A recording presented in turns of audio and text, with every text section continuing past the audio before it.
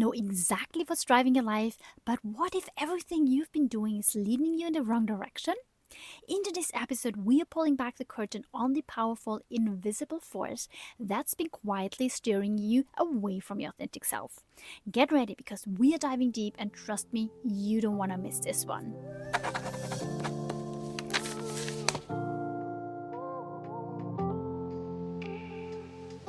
There's only one snake bit in your life you truly need to fear, and it's not the betrayals, failures, or external obstacles you encounter. It's not about what the world does to you. The real danger, the one that can undo you quietly over time, is so much closer to home. What I'm talking about here is your own ignorance. Not ignorance in the broad sense, but ignorance of yourself, of your values, your integrity, and the truths you refuse to see because they are inconvenient, uncomfortable, or downright scary. It's the blind spots you carry that rob you of agency and ultimately authenticity. And ignorance costs you quite a lot. The cost of not knowing yourself is so immense. It's the reason people wake up one day wondering how they ended up in lives they don't recognize or respect at all. It's why so many of us move through the world half alive. I mean, how terrible. Like moving through the world half alive. Isn't that a terrible recognition? Or, you chasing goals that don't resonate, or even worse, performing roles that leave you empty and like a shell of yourself. When you don't know what you stand for, you are at the fucking mercy of everything outside of you. The social pressure, the fleeting trends, people's opinions, or maybe also people's validations of you. And you become reactive instead of really intentional who you are and who you want to become. But the worst part of it all is that ignorance of yourself breeds resentment. And I did a whole episode on resentment. So if you haven't heard that one, tune in. It's really a golden episode.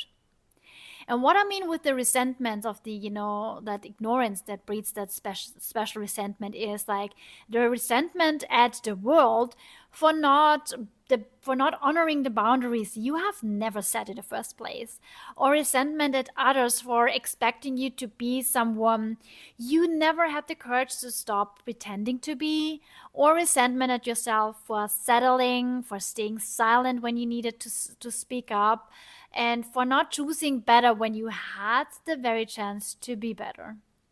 And that very resentment, it's a slow, corrosive poison.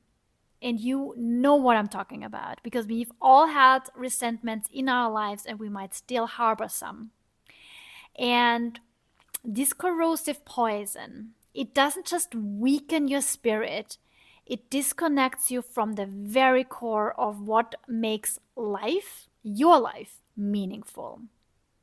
And what you need is the courage to confront yourself, to really avoid that snake pit that is inside of you, which is obviously the ignorance.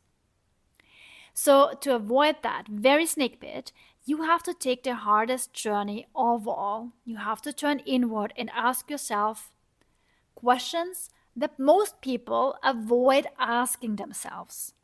So I've prepared 4 of those questions that I ask myself on a regular basis, and I assess myself on the answers I give to these very questions. And very often in your life, we miss not asking ourselves the better questions, or the question that no one really wants to ask themselves because, we are afraid of the answers that are coming. And instead of just facing the fear and having the courage to sit with the answer, and if we're not happy with that answer, to really say, okay, what can I do differently so that I can answer that question in a month, in a week, in a year, in a way how I want to really answer that in an authentic way, obviously.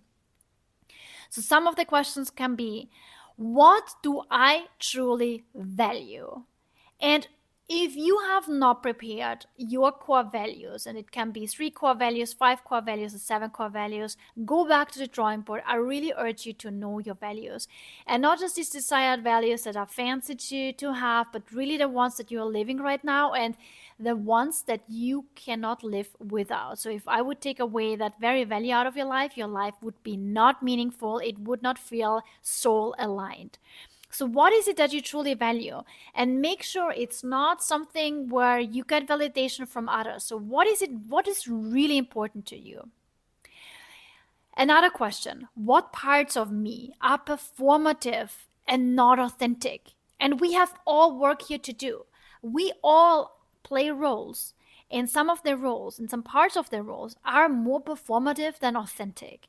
So really go in there. Maybe it is when you are among groups of people that you know, people that you don't know. Maybe you just, show the golden, the good side of you, and you perform more than you let people show who you really are. Another question: why am I betraying my integrity for the sake of ease or approval?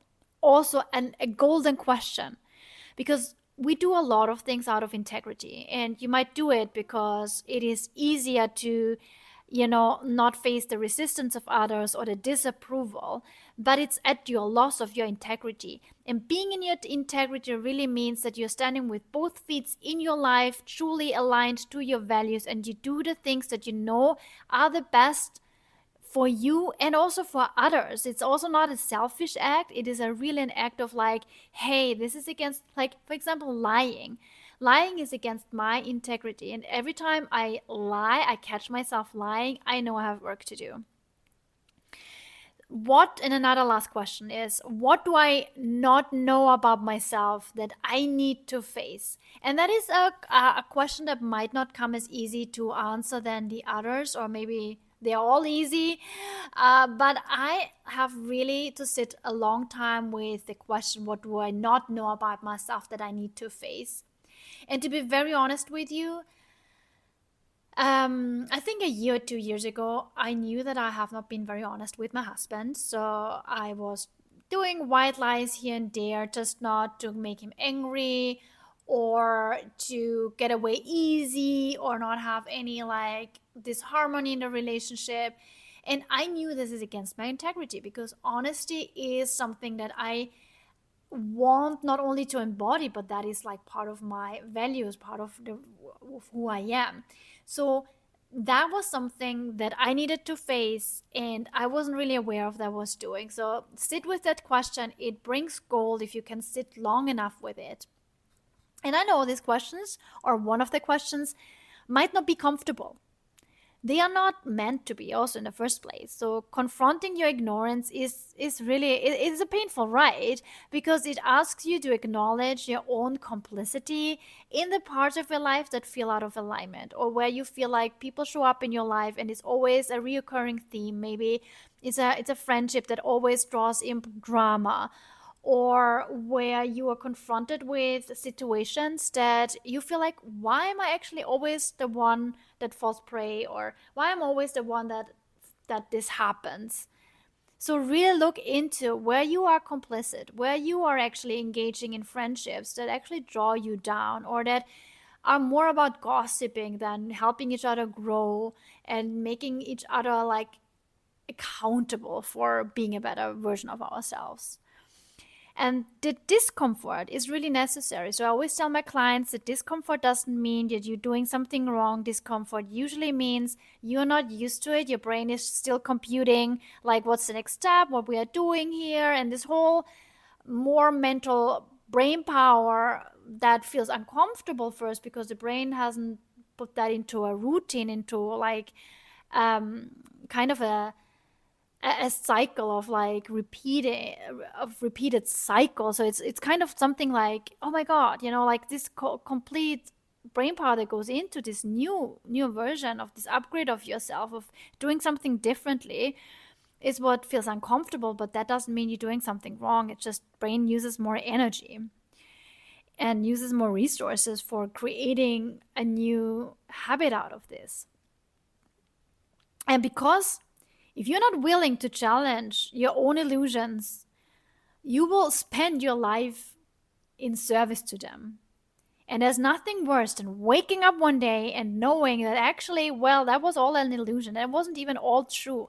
Very often we have engaged in a story that we have created in our head ourselves and that run our life. This is basically an illusion. And that can really, you know, it can imprison us. It can really create a life that is so much more, where we're involved in so much more suffering than we necessarily had to, and where it was just our lack of ownership. And as I said, if you're not willing to sit with discomfort, you're willing to sit with illusions, and you'll spend your life in service to them, and that's really hard.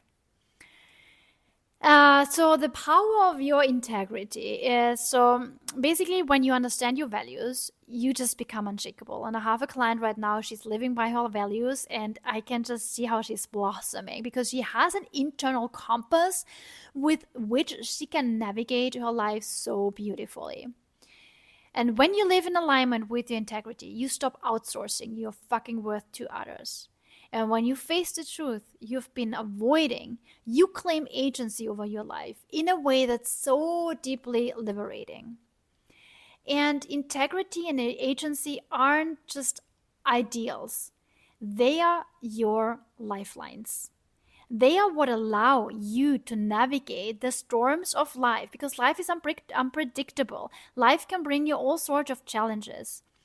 But if you are standing firm in your integrity and you have agency over who you are, over your actions, your behavior, your own stories, and really filtering out all the illusions that you have engaged in, you are not losing yourself when life becomes complicated. Your integrity and the agency, they are kind of what anchors you when the world tries to pull you in 100 directions at once. They anchor you when a person is mean to you, when a person hurts you. They are really your lifeline. And authenticity, and I say that like if I would be a broken record, authenticity is not a luxury reserved for people with some times at hand. It's not a feel-good buzzword or a personal development trend. Your authenticity is the foundation of a fulfilled, meaningful life. So if you don't want to wake up one day and feel like you have not lived the life you were proud of, with all the failures, all the detours that you took, and all the, sometimes missed opportunities, that's all, we all live a life where we sometimes fail to see an open door, but then it is all about opening the door again, or really challenge ourselves to get out of the comfort zone and be out there and create the life that we want to create, even if it's uncomfortable, challenging. It does not matter, but every day should be a life where you feel it was worth living. Not something where you routinely catch yourself doing over and over again, like as a mother, being so dutiful to your children and just serving the family, without taking time for yourself and for your passion and for what gives you meaning outside of being a mother, outside of being a wife, maybe also outside of being an entrepreneur, or maybe as an employee.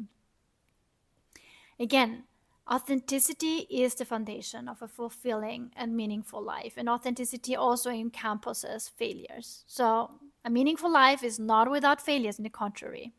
And we all know, we've all heard that, and research has proven it, that at the end of your life, it's not what you regret most, is not what you did wrong, the failures that you encountered, but actually the opportunities that you did not take. And life will challenge you, and people will test your boundaries, and circumstances will tempt you to compromise who you are. There are pitfalls over and over again.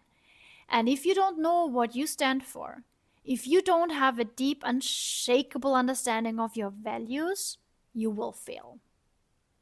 And authenticity is obviously never about doing anything perfect, because perfection is just a cover up for self sabotage. Authenticity is about alignment. It's about having the courage to live a life that reflects who you truly are, not who you think you're supposed to be. It's only about who you want to become. And it might not be the six-figure business that you want to become. You don't want to become a six-figure business or a six-figure entrepreneur. You want to become someone with impact. And whether that impact brings you six figures, five figures, four figures, or maybe nothing at all, doesn't matter. It is really about living a life where you are excited in the morning to wake up because there's so much that you want to do, and you don't want to do it because you feel like you have to hustle, but because without it you would live a life without meaning. So ask yourself this: what truth are you avoiding because they're uncomfortable? What values are you neglecting daily, weekly, because they demand too much of you? Or what don't you know about yourself that you need to learn? There's always plenty. And these answers to these questions aren't just nice to have answers. They're really essential.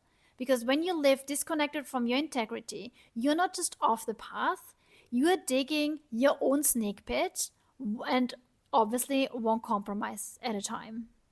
And the antidote to this is relentless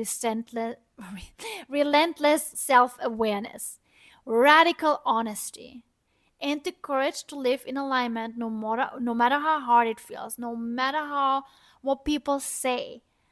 Be relentless, because authenticity isn't the antidote to resentment. It's the way back to yourself.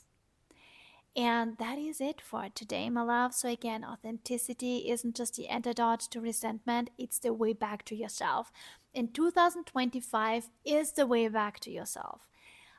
Put that as one of your intentions. It is nothing more lush than living a life where you feel like you're coming back home to yourself. You are getting online again. Instead of being offline and being, driven by the outside forces, you're back in the driver's seats. You're back online. And that is it for today. And please not fall into your own snake pit of being inauthentic, being out of integrity, not living a values-driven life. Know your values, know what is important to you, and get your soul and spirit back online with authenticity, and just also knowing when your ignorance is hurting you more than anyone could ever. Okay? So I hope you enjoyed this episode today. If you liked it, leave a comment, reach out on Instagram @FemMagical, or forward this episode to someone that you think needs to hear this message today. Alrighty, so thank you so much for tuning in, and until next time, my love, thank you. Bye.